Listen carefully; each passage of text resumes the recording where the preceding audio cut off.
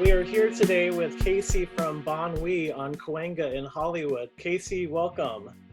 Hi, Devin. Thank you so much for having me. Of course, thank you for being with us.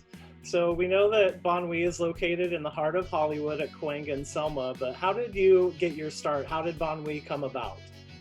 Well, it did not come about with a brick and mortar, I'll tell you that. It came about in an outdoor market in two 10 by 10 tents over some very black asphalt during the summer months. So you can imagine the heat that radiates not only from up top, but also from the bottom.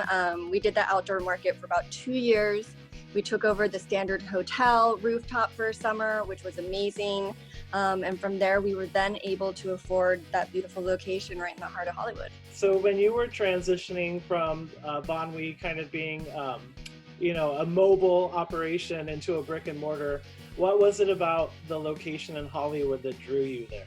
Well, I think that as a first-time business owner, especially within hospitality, as we all know, running a restaurant, the margins are pretty thin. So you've really got to be careful about your spending when it comes to labor, food costs, overhead. Although the location in Hollywood was going to be a little bit more expensive because it was such a prime location, what was really great about it is knowing that there was a ton of foot traffic, that there was a lot of business already there, meaning that we weren't going to be the anchor business. There were going to be several other anchor businesses that would support a new business, a new concept coming into the neighborhood.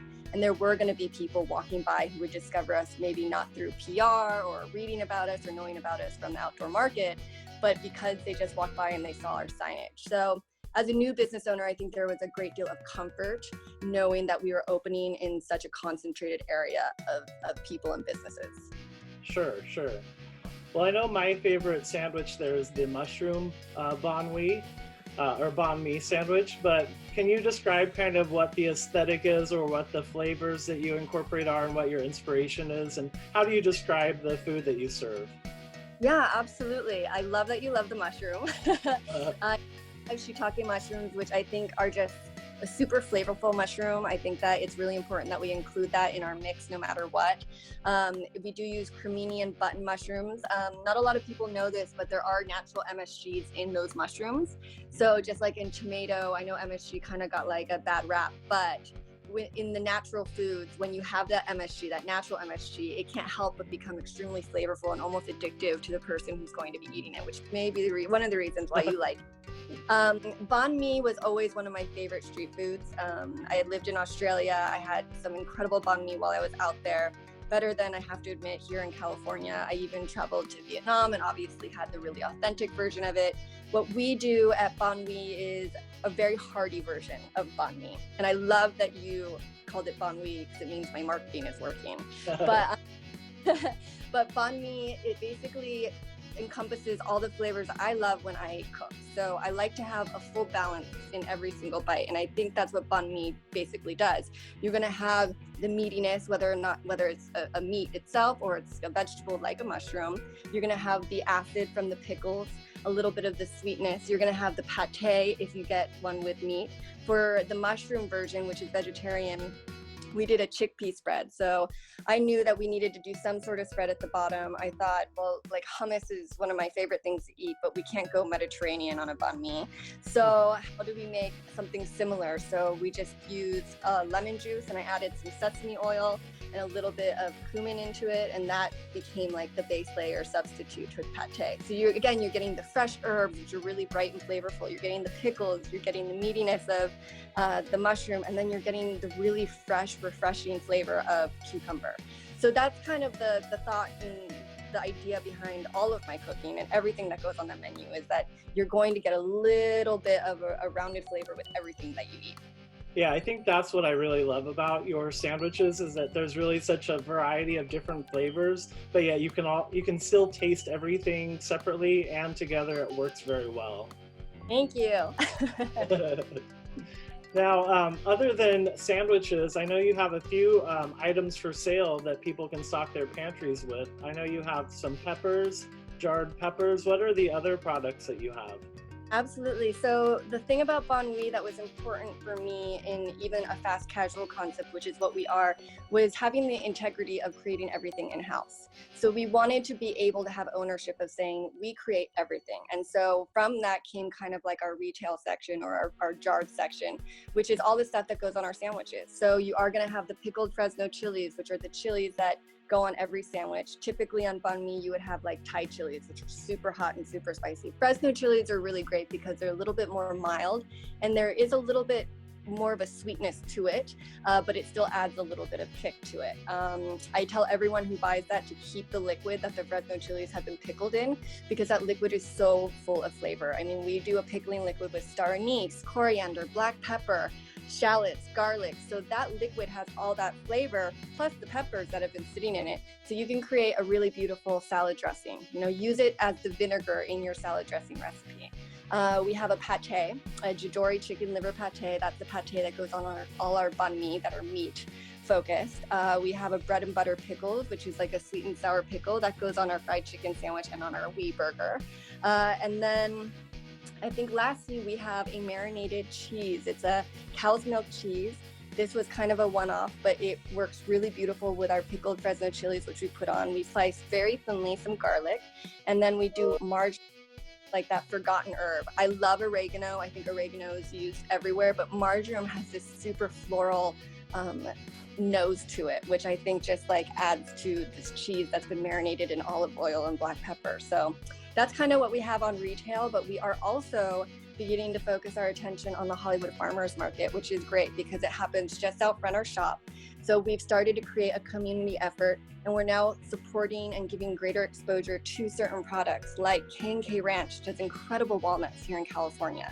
Their walnuts are unlike anything else, and we carry that. We have Fat Uncle Farms almond butter. We have the Martinez Apiaries, which is a brother business, 3 brothers, and they have gorgeous honeys. So we're beginning to kind of expand our retail section to include people that mean so much to our community and already show up at the Sunday Farmers Market, but at least you can have access to them throughout the week. Well, I think that's great. That's wonderful that people can come in and not only get some lunch, but also go home with some items to stock their pantry with. Absolutely. It's a new business model. I mean, COVID has brought a whole bunch of new stuff. Right. Well, speaking of COVID, I know a lot of our businesses in Hollywood have been struggling through this time. What changes have you had to make to respond to the pandemic? Lots of changes. I mean, we had to really shift our menu and kind of, unfortunately, let go of some of the favorite things. Our wings were always really popular in Hollywood, but you know, the profit margins on wings, I don't know how those wing concepts stay in business, to be honest, are so limited, and it just didn't make sense anymore. I think kind of refocusing our attention to a little bit more of a vegetarian-based menu, because the profit margins for business are a lot better, but also I think it supports, again, the farmers market that is out front, creating a retail section for shelf-stable items, as mentioned again, all of those products from the farmers market. So it's an entirely different business model, one that I had never tested, especially in the area, and because we lost that huge lunch crowd. I mean, where we were located, we would usually have a crazy service of people coming in between 11 a.m. and 1 p.m. because it was lunchtime. Yeah. All those production companies, they're gone. So we no longer have that lunch crowd. So how do you push, you know, a lunchtime menu on people who aren't there? So you've got to create some sort of an appeal for people to drive in, or for people to remember that you were there and have that craving for your food. And I think a pretty good job of it. Yeah. Well, thank you so much for joining us. I'll actually just pause to see if there's anything else that you wanted me to ask you or wanted me to mention before we wrap it up. I don't think anything else that I can think about. I feel like we covered quite a bit. I think in general, I just want people to remember that Hollywood is, you know, normally a very concentrated area, and even though you might think that that neighborhood is probably still doing well despite a slower economy right now, we still need the business. So kind of support those smaller businesses if you can. If you can't, you know, giving us a shout out, or even just remembering that you used to eat with us and giving us a shout out maybe on Instagram or on Yelp or anywhere that you can. Giving voice, I think, is really important to what's going on just in general in the world. You know, have a voice, stand by it, and stick up for the right things to do, like supporting community and being generous and being kind and being thoughtful. I agree. Definitely during this time, we need to kind of vote with our wallets and keep the businesses that we love so much, able to survive this time, so that they're all here when we're able to come back out again and come out for your lunch. I know. I can't wait to see you in person. Exactly. Well, thank you so much for joining us, Casey. And Banh Oui is available for takeout or delivery. What are the delivery apps that you would recommend that you have the best situation with? So we have Postmates and Grubhub. Okay. Well, thank you so much for joining us, and everybody out there, order Banh Oui or pick it up today. Awesome. Thank you, Devin. Thank you so much. Have a great weekend. Thank you. Okay.